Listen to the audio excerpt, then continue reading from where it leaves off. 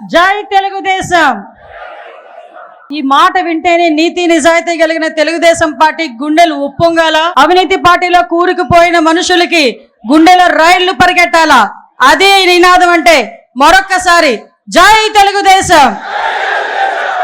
రాజకీయ చరిత్రలో స్వతంత్రం వచ్చిన తర్వాత నుంచి అణగారిపోయిన తెలుగు ప్రజల అభిష్టాన్ని తెలుసుకొని సంక్షేమం గురించి, అభివృద్ధి గురించి, తెలుగు జాతి గౌరవం గురించి అలనాడు స్వర్గీయ ఎన్టీ రామారావు గారు పెట్టిన ఒక పార్టీ, అదే ఒక చరిత్ర, అదే ఆ తెలుగుదేశం పార్టీ.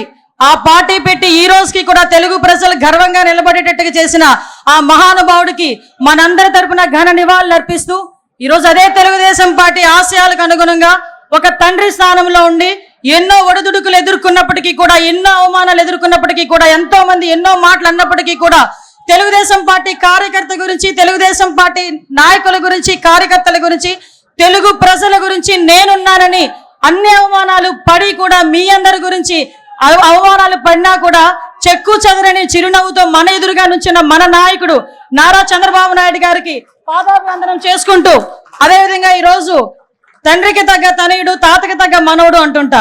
మొన్నైతే తండ్రికి తగ్గ తనయుడని చాలా సందర్భాల్లో నేను నిరూపించిన నా సోదరుడు లోకేష్ బాబు గారు మొన్న మానవత్వం, తెలుగుదేశం పార్టీ అంటేనే మానవత్వంతో కూడిన పార్టీ అని తాతకు తగ్గ తనయుడిగా మొన్ననే నిరూపించిన తను తన సొంత ఖర్చులతో అవయవ దానం చేసిన ఒక గుండె మార్పిడి విషయంలో ముందుకొచ్చి నడిపించిన వ్యక్తి నా సోదరుడు అని గర్వంగా చెప్పుకునే మా జాతీయ ప్రధాన కార్యదర్శి నారా లోకేష్ బాబు గారికి, అదేవిధంగా రాష్ట్ర పార్టీ అధ్యక్షులు పల్లా శ్రీనివాసరావు గారికి, ముఖ్యంగా ఈ వేదికను అలంకరించిన అతిరథ మహారథులు.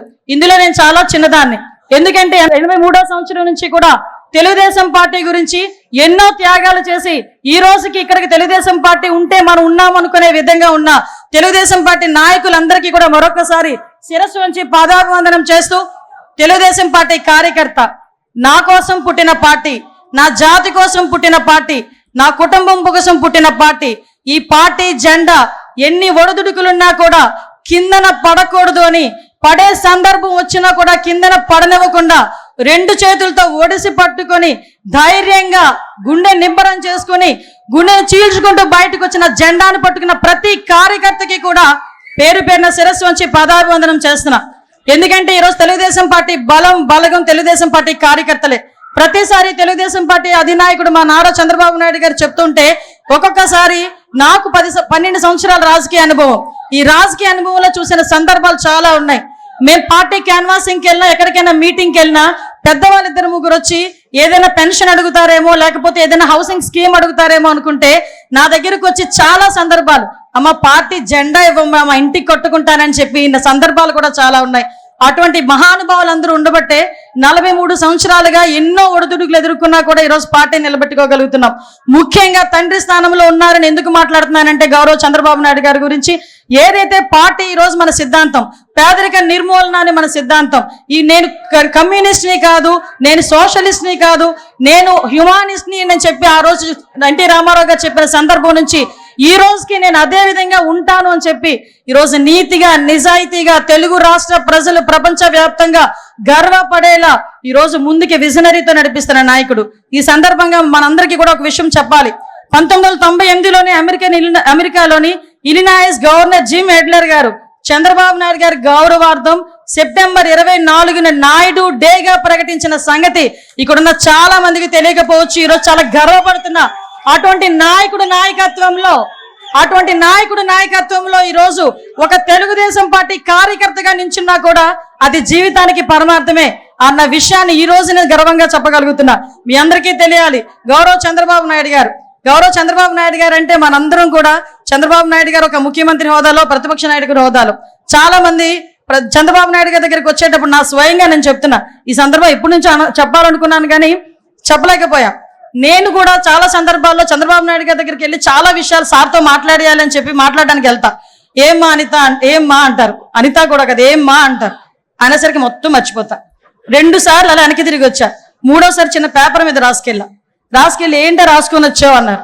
సార్ మిమ్మల్ని చూస్తే నేను అన్ని మర్చిపోతున్నాను సార్, మరి ఏం పని చేస్తుందో నాకు తెలియట్లేదు, అందుకే రాసుకొని వచ్చాను సార్ అన్నాను.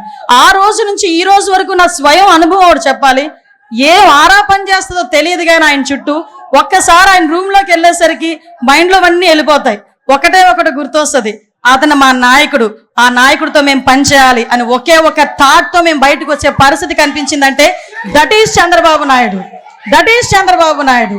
నేను ఎందుకు చెప్తున్నాను, చాలా గర్వంగా చెప్తా. ఎక్కడున్నారు తెలుగుదేశం పార్టీలో, నేను ఎక్కడికి వెళ్ళినా కూడా ఆంధ్రప్రదేశ్ అనేసరికి బాబు చంద్రబాబు నాయుడు గారు అని అనేసరికి ఎక్కడ ఎంత ఉప్పొంగుతుందంటే గుండె, అదే ఈరోజు మన పార్టీ. అటువంటి పార్టీలు ఈరోజు ఆయన పడ్డ కష్టం గురించి కూడా మీకు చెప్పాలి. రోజుకి ప్రతిపక్షంలో ఉండేటప్పుడు అలాగే కష్టపడతారు, అధికారంలోకి వచ్చిన తర్వాత అంతకన్నా ఎక్కువ కష్టపడే వ్యక్తి. ఎందుకంటే మీ అందరికీ తెలుసు చంద్రబాబు నాయుడు గారు, మాకన్నా బాగా మీకే తెలుసు. కానీ ఇప్పుడు అతి దగ్గరగా చూస్తుంటే చాలా మంది అతని వయసు గురించి మాట్లాడతారు. ఏజ్ జస్ట్ నెంబర్ అని చెప్పి నిరూపించిన వ్యక్తి ఆయన. అటువంటి వ్యక్తి రోజుకి 16 గంటలు 17 గంటలు కూర్చున్న వ్యక్తి, మళ్ళా బ్రేక్ లో తప్ప బయటికి లగని వ్యక్తి, ఎన్ని గంటలైనా సమీక్ష చేసి చాలా ఇన్డెప్త్ వరకు వెళ్ళిన వ్యక్తి. ఒకసారి నేను రివ్యూలో కూర్చున్నా, నేను మా డిపార్ట్మెంట్ వాళ్ళందరూ ఫుల్గా ప్రిపేర్ అయిపోయాము, ప్రాబ్లం ఏం లేదు, సార్ ఏమన్నారు ఈరోజు పొగుడుతారని చెప్పి వెళ్ళా. మొత్తం తిరిగేశారు ఒక 10 నిమిషాలు. సార్ అలా చూసి మా వైపు చూసి ఇందులో ట్రాఫిక్ ఇష్యూస్ ఏవి అని అడిగారు. ఆ రోజు నేను డీజీపీ గారు మొహం చూసుకునే సందర్భం. అంటే ఎంత ఇన్డెప్త్కి వెళ్తారో చెప్తున్నా. అటువంటి వ్యక్తి గురించి ఎందుకు చెప్తున్నాను అంటే, మీరందరూ 2047 గురించి మాట్లాడుతూ ఉంటే ఏమో ఏంటో, ఎప్పుడు 2047 ఇప్పుడు ఏంటి మనకి అనుకున్న సందర్భాలు కూడా చాలా ఉన్నాయి. 2020 గురించి మాట్లాడేటప్పుడు నేను ఒక స్టూడెంట్ని, ఆ రోజు 2020 గురించి మాట్లాడేటప్పుడు స్టూడెంట్ని కాస్త 2020 విజన్ వచ్చేసరికి ఆయన పక్కన కూర్చొని ఒక మహిళా అధ్యక్షురాలుగా నేను ఆయన పక్కన కూర్చునే పరిస్థితి వచ్చిందంటే అది విజనరీ. ఈరోజు హైదరాబాద్ వెళ్ళినా ఎక్కడికి వెళ్ళినా కూడా చంద్రబాబు నాయుడు గారు కనిపిస్తారు.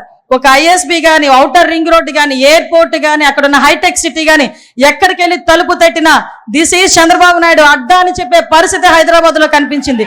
మళ్ళా అదే పరిస్థితి రాబోతుంది మన అమరావతిలో. మన అమరావతి చరిత్ర ఉన్నంత వరకు అమరావతి ఉంటుంది. చంద్రబాబు నాయుడు గారు 3 తరాలు చూస్తుంటారు. నాయక, మీకు ఒక విషయం చెప్తున్నా, మీరు 3 తరాల నాయకులను చూసారు, 4వ తరం నాయకులను చూడబోతున్నారు. 40 తరాలు వచ్చినా కూడా అమరావతి అని వచ్చేసరికి తెలుగుదేశం పార్టీ చంద్రబాబు నాయుడు గారే గుర్తొస్తారు తప్ప వేరే ఏ నాయకుడు గుర్తుకు రాబోడు. ఇది సత్యం. ఏదో సార్ ఉన్నారు కదా పొగడ్డానికి మాట్లాడలే, నేను చూస్తున్నాను కాబట్టి చెప్తున్నా. 2047 ఒకటే ఒక విషయం చెప్పి ముగిస్తా. 2047 విజన్ పెట్టుకొని 5 సంవత్సరాలు ఈ రాష్ట్రానికి ఎలా చేయాలి, 5 సంవత్సరాలు 2047కి మనం ఏం చేయాలి అని ఇప్పటి నుంచి ప్రణాళిక రాసుకున్న నాయకుడు ఎవరైనా చూసామమ్మా? మనమే ఇంట్లోనే ఉన్న పద్దులు రాసుకోము, సంవత్సరానికి సరిపడా ఏం కావాలి, ఏం చేయాలి, నా పిల్లడు ఏం చేయాలి మాట్లాడుకోము. నీ పిల్లడు ఏం చేయాలి, నీ పిల్లడికి ఎలాంటి ఉద్యోగం కావాలి, నీకు ఎలాంటి ఇల్లు కావాలి, నీకు ఎలాంటి జీవనోపాధి కావాలని 24 గంటలు లోపల కూర్చొని రాసుకుంటున్న వ్యక్తి అమ్మా ఆయన. అటువంటి వ్యక్తిని మనందరం కూడా ఎంత దీవించాలో ఒక్కసారి ఆలోచన చేసుకోండి.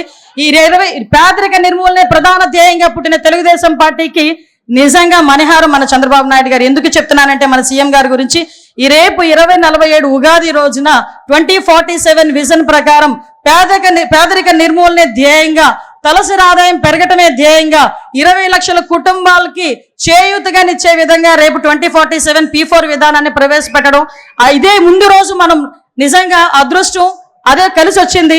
ఈరోజు ఆవిర్భావ దినోత్సవం జరుపుకోవడం, ఈ 2 కోయిన్సిడెంట్స్ గా జరిగినాయి.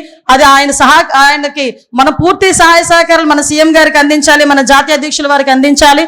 అదేవిధంగా మనం ప్రతిసారి కూడా ఎలాగైతే ఎన్నిదన్నుగా ఉన్నారో, ఆయన కష్టంలో ఉన్నప్పుడు, నష్టంలో ఉన్నప్పుడు, అవమానం భరించినప్పుడు, ఆయన జైలుకి వెళ్ళినప్పుడు కూడా ఎంతో మంది ఈరోజు ప్రపంచవ్యాప్తంగా బయటకు వచ్చి ఆయన గురించి మాట్లాడి ఆయన గురించి ధర్నాలు చేశారంటే, అటువంటి నాయకత్వంలో మనం ఉన్నందుకు ఒక్కసారి పసుపు జెండా పట్టుకొని గట్టిగా తిప్పాలి. జై తెలుగుదేశం.